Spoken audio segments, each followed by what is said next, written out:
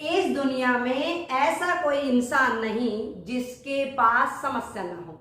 इस दुनिया में ऐसा कोई इंसान नहीं जिसके पास समस्या ना हो, और ऐसी कोई समस्या नहीं जिसका कोई समाधान नहीं।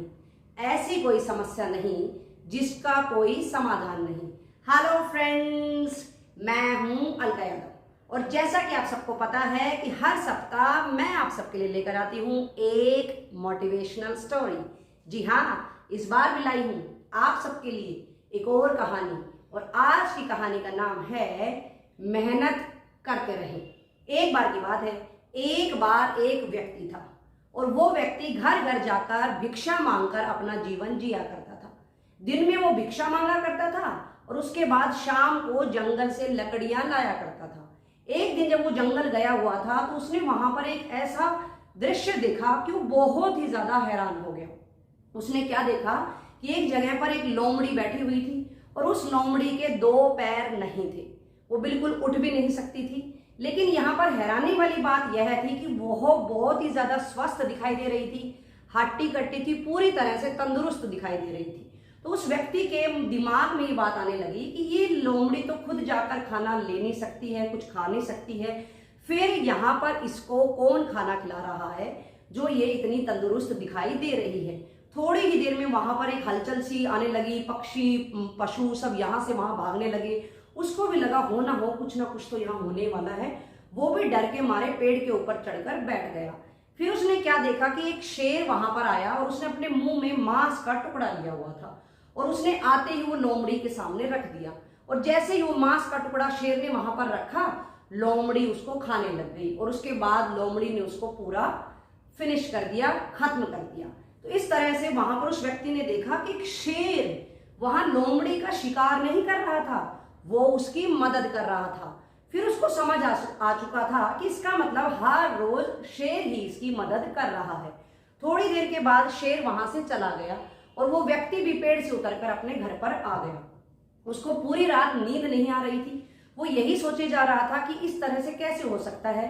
फिर उसके दिमाग में एक विचार आया कि भगवान ने अगर हमें भी मुंह दिया है तो निवाला भी वही देगा, भोजन भी वही देगा, वो किसी ना किसी तरह से हमारे पास पहुंचा ही देगा।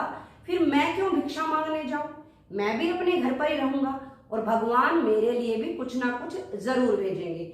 यह बात सोचकर वो व्यक्ति अगले दिन भिक्षा लेने के लिए नहीं गया, और उसके बाद धीरे धीरे उसने जाना तो बिल्कुल ही बंद कर दिया था। धीरे धीरे उसके घर में जो भी सामान था वो भी समाप्त होने लगा था। बहुत दिनों से उसने कुछ खाया पिया नहीं था, उसका शरीर कमजोर पड़ चुका था, उससे उठा भी नहीं जा रहा था, वो अपने घर के बाहर ही बैठा हुआ था। कुछ दिनों के बाद वहां पर एक साधु वहां से जा रहे थे। उस व्यक्ति ने साधु को वहां पर बुलाया, और उसके बाद सारी बात साधु को बताई, और उसने कहा कि भगवान मेरे साथ तो बहुत ही बड़ा अन्याय कर रहे हैं। वहां तो लोमड़ी की मदद शेर कर रहा था, उन्होंने उसको भेज दिया था।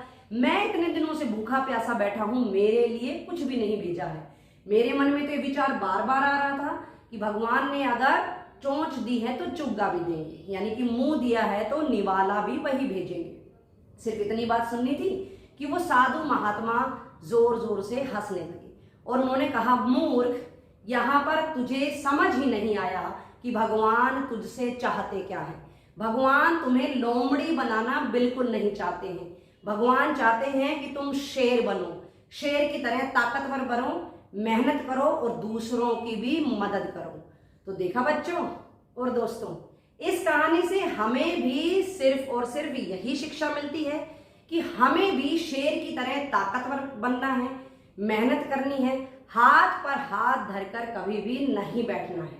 भगवान पर भरोसा रखें, ये बिल्कुल सही बात है, वो हमारी मदद भी करेंगे, लेकिन आप इस तरह से ना रहें कि यही सोचें कि सब कुछ करेगा ईश्वर ही करेगा। यहां पर मैं विद्यार्थियों को स्पेशली कहना चाहूंगी कि आप लोग अपने विद्यार्थी जीवन का फायदा उठाइए, शिक्षा के महत्व को समझिए, और हमेशा मेहनत करते रहिए।